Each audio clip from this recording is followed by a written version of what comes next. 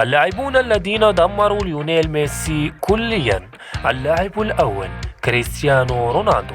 ميسي ورونالدو لطالما كانوا يحترمون بعضهم البعض، لكن في عام 2014 بعد فوز ميسي بالكرة الذهبية لأفضل لاعب بكأس العالم، سئل رونالدو عن رأيه بقرار الفيفا فأجاب: إذا قلت ما أفكر به حول فوز ميسي بالكرة الذهبية سأذهب للسجن. يا للهوى، هذا كله رأي؟ لا أعلم. اللاعب الثاني كيليان مبابي. في عمر 13 انتقد كيليان مبابي ميسي بسبب إعجابه برونالدو. كريستيانو لاعب سريع ويتمتع بقدرات بدنية هائلة، هو أكثر وسامة، وببساطة هو أفضل من ميسي.